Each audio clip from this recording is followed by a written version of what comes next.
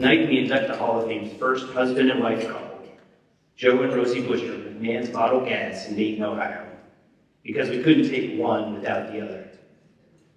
As most of you probably know, the Buschurs have been an inseparable force in the propane industry, dedicating their time and resources to the industry at the state and national levels.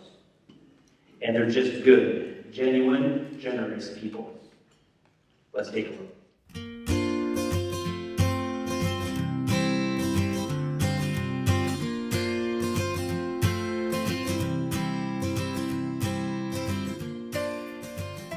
They've done a life together for nearly 50 years, so it seems only fitting that they would enter the LP Gas Hall of Fame together. Working side by side, Joe and Rosie Buschur built a propane business, McMahan's Bottled Gas in Dayton, Ohio, now with 2 locations and 15 employees. But it's their effort outside the business, as hardworking and dedicated advocates for the industry, that has inspired their colleagues deep respect.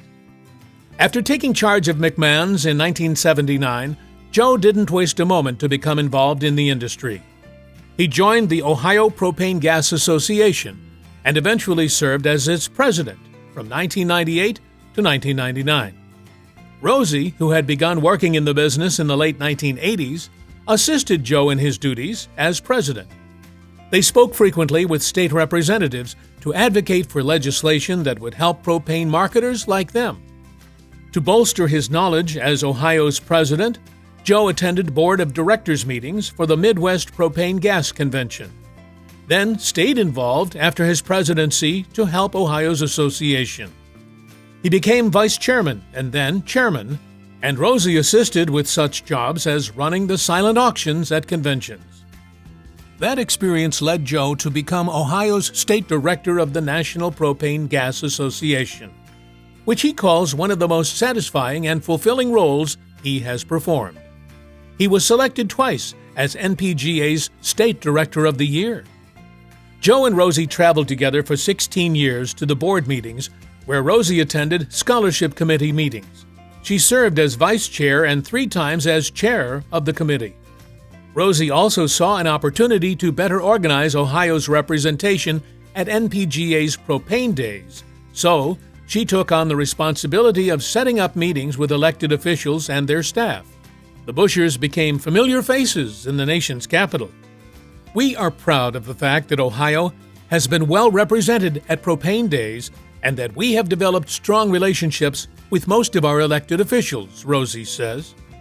At this point in their careers, Joe and Rosie are handing over the business to a new generation as they plan to retire later this year. But their contributions to the industry at the state and national level will live on through the LP Gas Hall of Fame.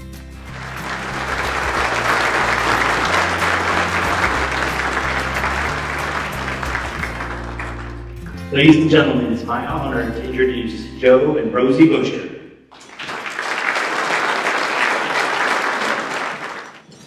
Thank you so much. This is an incredible honor for us to be here. And we would like to congratulate our fellow inductees. We are friends with all of them, and we're so happy they're being honored for their achievements and their contributions to this industry. I'd just like to take a quick moment to introduce our family here tonight. First, we have our son, Bob. You can stand up. Bob is a doctor, and his first year residency is raised in Florida.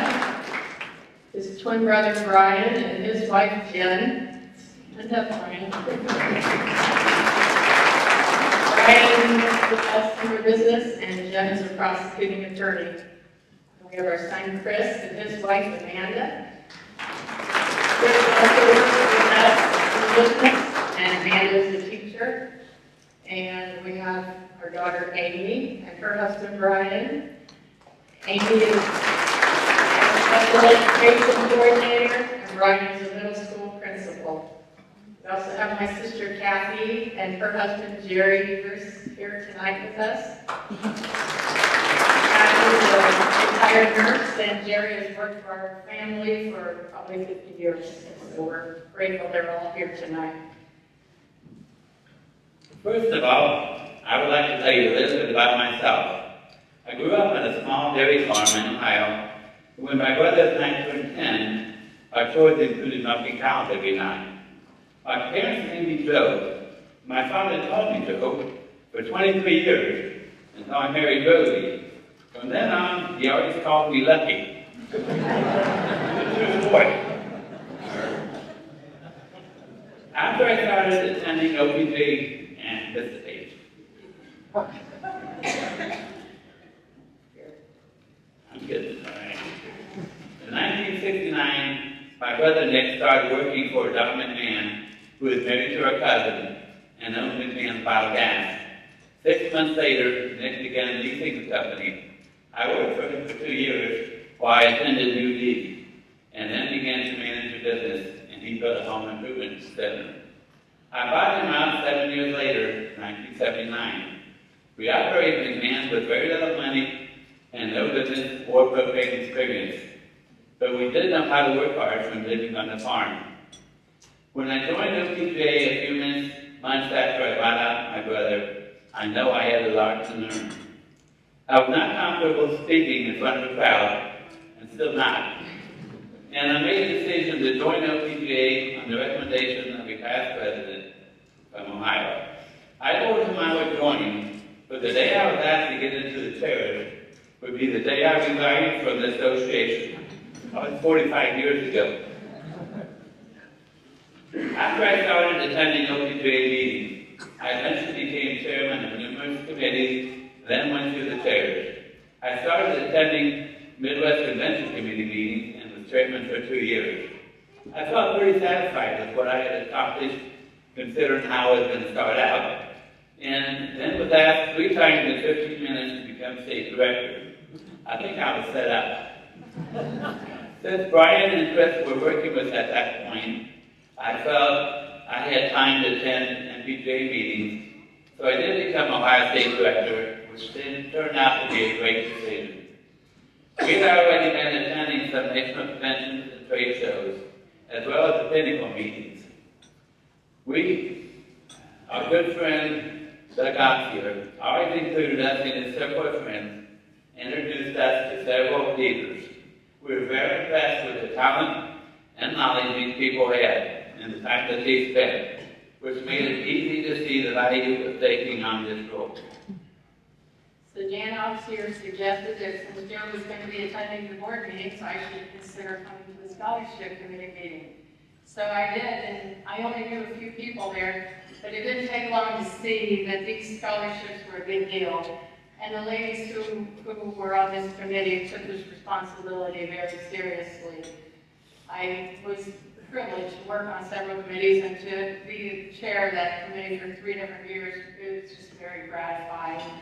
And so what started as just attending a meeting has just become so much more. The friendships we've made have grown to going to dinners with my friends on the committee and husbands, and Naomi Cordell, she taught me so much about the scholarship committee, and she's also arranged several of the European cruises. So we've actually been lucky enough to travel with her and Joe and several people in this industry.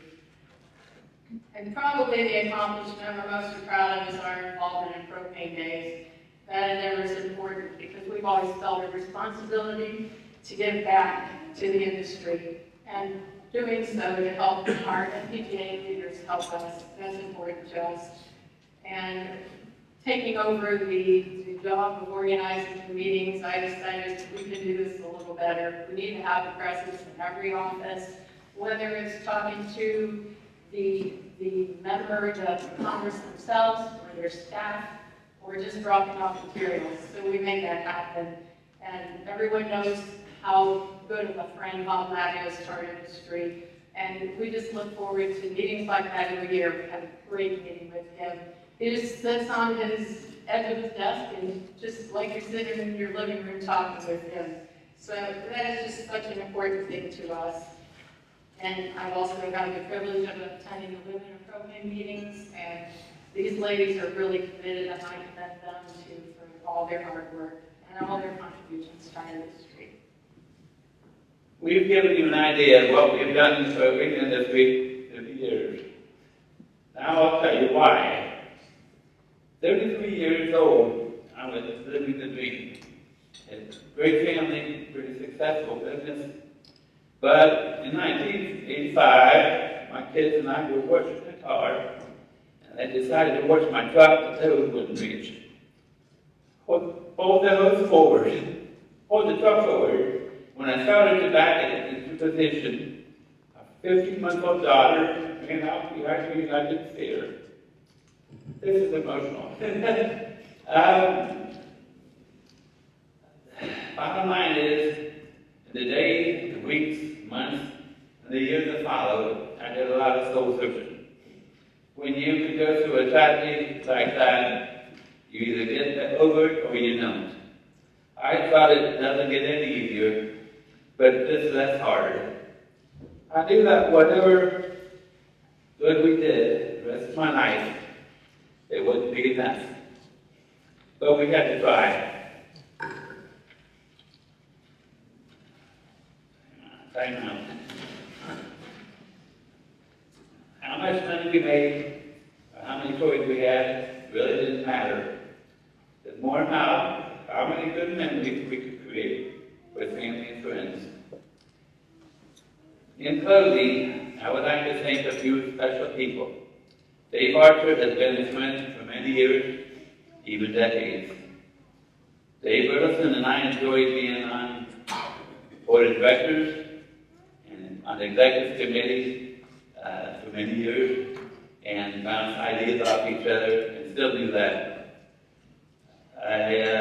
Roland and Deb met Penta. We met at those between meetings, conventions 40 years ago, and our families became instant friends. He is another guy I rely on for advice and advice. Two people I had a great deal of respect for are Doug Ostier and Charlie Rivera, both Hall singers and both fun. They were a huge influence in my life. There are many more people I could name, but as Doug said a couple of years ago, that becomes a slippery slope. As I look out into the audience here tonight, I see many of my peers who have done so much for the European industry. That is why being inducted into the Hall of Fame is both humbling and such a huge honor for both of us. We're lucky enough that LP Gas Magazine is located in Cleveland. So Brian and Brian have joined us in our treks around the Capitol as we made our congressional visits. We believe they do a first-class job with all of these famed events, and we thank them for all their hard work. I'd like to close this and leave you with a little something a little lighter. I have a question for all of you to ponder. Why doesn't Columbus have a professional football team? Because then Cleveland would want one too.